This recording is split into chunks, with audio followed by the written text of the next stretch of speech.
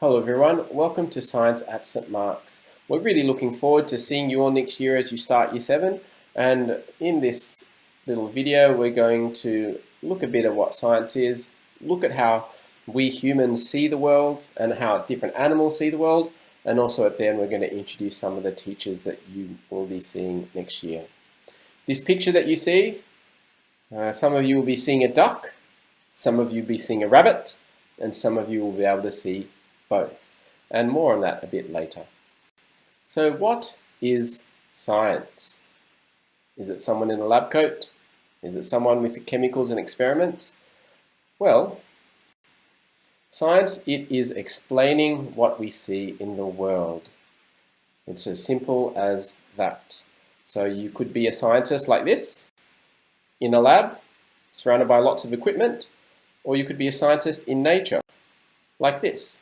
And that person is a marine biologist and has his clipboard and is investigating what's happening under the sea. So what we're going to look at this next little bit is how animals see the world. The first animal we're going to look at is bees. Bees see the world differently from humans. This chart has all the colors starting from red, orange, yellow, green and blue. There are two things on this chart which we as humans cannot see. We cannot see infrared, which is on the left side, and we can't see ultraviolet, which is on the right side. If you look at the arrows for the bees and the humans, we humans cannot see ultraviolet, but bees can. Now, ultraviolet is the same wavelength of light that causes sunburns and skin cancers. It's also disinfectant as well, and bees can actually see ultraviolet light. So the flower on the left is what we as human beings would see, and the flower on the right is what bees would see. They have a different experience because they see different colors. Next slide will show a similar picture again. Humans on the left, bees on the right. So what I want you to start seeing is that just because we see the world a certain way as humans, doesn't mean that every animal sees it the same way. Here is a snake. On the left, we would see a dark background, we'd see a mouse, they'd be hard to see. But for a snake, they can see infrared, and that mouse will appear really bright, and that's basically dinner. Flies have hundreds of eyes on the surface of their eyes, and they see differently again. We're going to look at 5 different animals, and there's a website there if you want to have a look again and do a bit more research on your own, but there are 5 different animals and we're going to look at their vision. The first animal we're going to look at is a dog. So whereas human eyes contain 3 types of color detecting cells called cones, dogs just have 2. Their cone cells are specialized for picking up yellow and blue to ultraviolet light. So what that means is that a dog will not see as many colors as we humans will do. So if I slide this across, you'll actually see that dogs can see the green of the grass, but they can't see the orange of the ball. So dogs cannot distinguish as many colors as humans can. Once again, what humans look like, we slide back, and that is a dog vision.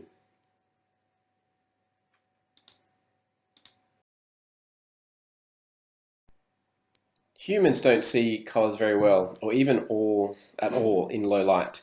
This is because our cone cells function best in relatively bright light. So here comes the gecko's vision. Geckos have excellent color vision at night, and it's a useful advantage for a nocturnal hunter, meaning they hunt at night. Their eyes have evolved to be up to 350 times more sensitive to color at night than ours.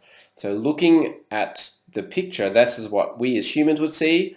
We see a little bit of color, but it mostly looks like grays. But as we slide across, you'll see that the world of a gecko is much more bright and vibrant because they are hunters at night. So where we humans have mostly shades of grey, at night geckos will be able to see these vibrant colors and be able to pick off that insect and make it its dinner.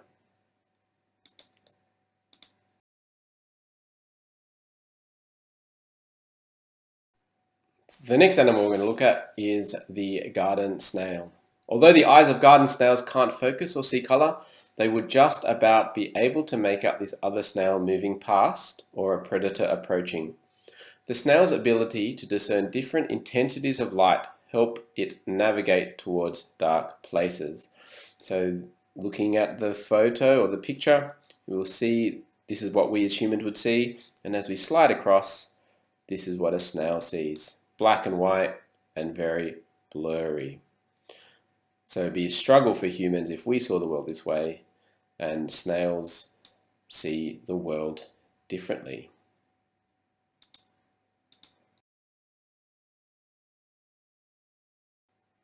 The next animal we're going to look at is the giant clam. Adult giant clams are completely stationary, having attached themselves to a rock or coral. They observe the world through several hundred tiny pinhole eyes along the edges of their soft bodies. Pinhole eyes are the shape of a deep cup and have a narrow opening but no lens. They are just one of an enormous variety of eyes owned by mollusks. That's animals such as slugs, snails, oysters, and octopuses, which demonstrate different steps in eye evolution. Although giant clams are sensitive to 3 different colors of light, they are unable to combine the information. Instead, they see colorful but undefined images. Let's have a look and see what a clam will see. However, their eyes are able to detect nearby movement so that the clams can take action either by squirting a jet of water to startle a potential predator or by closing their shell. So what a giant clam sees looks like disco lights, and this is what we as humans would see. Clams see the world differently. The last animal we're going to look at is the jumping spider. They have excellent vision from the 8 pairs of eyes that they use to hunt. And when they spot potential prey, they pounce. Their biggest pairs of eyes face forward and give the spider high resolution vision. The other smaller eyes are used for peripheral vision and detecting motion. And this is what a jumping spider will see. Jumping spiders can see a broader spectrum of colors than we can. They even have pigments sensitive to ultraviolet light, so they are able to see more details in these flower petals than we can. This is what a jumping spider sees, and this is what we see. We see the world differently. What about humans? Do we all see things the same way? What I love about this picture that we saw at the beginning is that you could have a crowd of people look at it, and half of them will see a duck first, and the other half will see a rabbit first. A lot of people will see both, but usually they'll see one or the other the first time they see it. What's amazing is that even we humans don't see the same way. Half of a crowd will see a duck first, the other half will see a human first. Here is another picture where we have 2 people. There is an old lady and there's a young lady. This one's a bit more tricky because some people can't actually easily see both of the women there. If you need a pause so you can have a look, and if you're watching with someone, you can help them see the images that you see. And when you're ready, we can move on. This next one is the elephant in terms of how many legs. Our brains are constantly trying to make sense of this. Does it have 4 legs? Does it have 5 legs?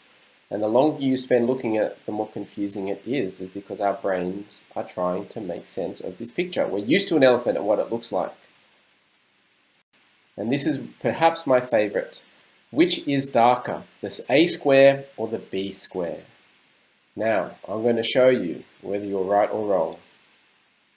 Now, as we see, we're going to drag the A across into the B section. And what do you notice is that it is the same color. Now, a really quick explanation as to why they're the same color is your brain thinks that A is darker than B. In fact, looking at A and B, even now, they look different colors. And that's because your brain is interpreting the data that's going into your brains and telling you that A is darker than B. But in actual fact, we've just shown that they are the same color. Now the reason is because you've seen a checkerboard before and it goes black, white, black, white, black, white. And A is on a black square and B is on a white square. There's something else that your brain is used to seeing, and your brain is used to seeing a shadow. And in this case, the shadow over the B square makes B darker. But because you're used to seeing a shadow, your brain just realizes, of course, B is still lighter. If you need to go back and have a look, just to see that your eyes aren't playing tricks on you, by all means. All right, and we'll move on. Your brain is receiving streams of data every second, and it is constantly trying to make sense of it all. And science is about helping everyone make sense of the world around them. But as you can see, and as we've seen, we still need to be aware that we experience the world differently. And it's important to be aware of how we see the world when we study science. And when you start science, you're going to have all these different views of the world that we're going to show you in science, that there actually is a more scientific and correct way to think about it. The next example we're going to look at is food. This is a perfect example of how we can see people experiencing the world differently. We all eat multiple times a day, and we all have opinions on what is good food. So I'm going to share with you some of the foods that I like. Would you eat this? Now this is a Malaysian dessert. Okay, that's actually a sweet dish. Those green noodle looking things are actually like a rice type kind of dessert on top of some shaved ice. It's really delicious, but when you look at it, it does look a bit strange. Would you eat this? Now this is dim sum. It's chicken feet, and it is so delicious and I love eating it. But some of you will be looking at it going, that is disgusting. And this is another thing that some of you might have heard of, Vegemite. It's from Australia, and some of you might think that is disgusting. Some of you might be thinking it's okay. Some of you might have seen it before. Some of you might be thinking it's like Marmite. But I like Vegemite. Now this food might be a bit more familiar to you. It's sea salt and vinegar crisps. Now I don't like sea salt and vinegar crisps. In fact, I avoid them. And so if I were to see a packet of these, I would not be thinking that is great food. What I would like you to see is that I experience the world differently from you, and that's okay. And when we are able to understand that others see the world differently to us, it will lead us to connect more deeply with the people around us. So just as animals see the world differently, we humans see the world differently. And part of science is really helping you understand the world. It's time to meet your science teachers, and each of them has prepared a message for you. Hello students, welcome to St. Mark's. My name is Miss Leona Hopwood and I'm currently a teacher of science. Science offers a powerful platform for building confidence, developing communication skills, and making sense of the world around us. A world that is increasingly shaped by science and technology. When it comes to learning science, it is always a happy learning experience when we can understand the basics and concepts in a crystal clear manner. A little about me. I am from the country of Jamaica, and the best food I have ever tasted is also from Jamaica. It is known as ackee and salt fish. The worst food I've ever tasted is curry lobster. I am looking forward to meet you. With love, hope, and trust, keep safe. Thank you. Hi, Year 7. I'm Mr. Rogers, one of the biology teachers at St. Mark's Academy. Really looking forward to seeing you in September. The reason why I really like science and just love science in general, allows us to see how the world works, and allows us, especially in biology, to see how living organisms work. And I hope that when we start studying it in September, you find that passion for science as well. Hello future Year 7s, I hope you're all well. I am Miss Wilson, a science teacher at St Mark's Academy. I hope you're all excited to start learning with us in September.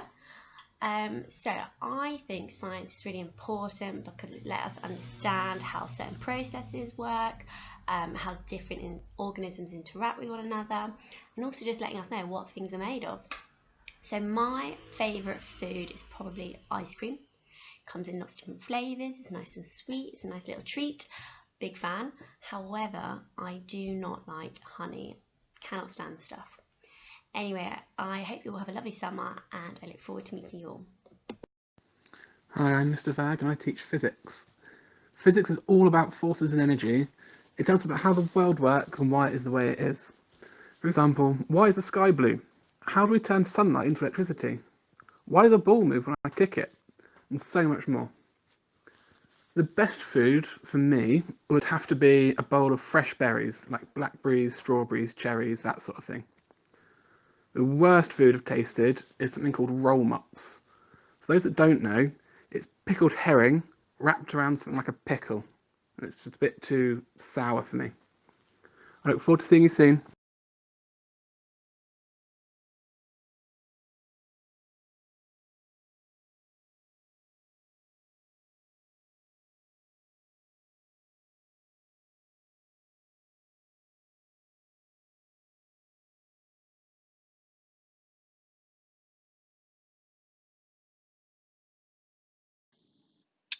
And finally, my name is Mr. Lee. I've had the privilege of taking you on this short journey into the world of how different animals see. You've seen my favorite foods, you've seen some of the foods I don't like to eat, and what I love about science is it helps us understand the world around us.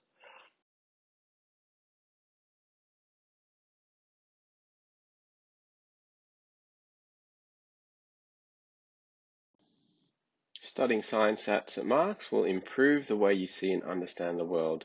It'll give you a bigger picture, a bigger understanding.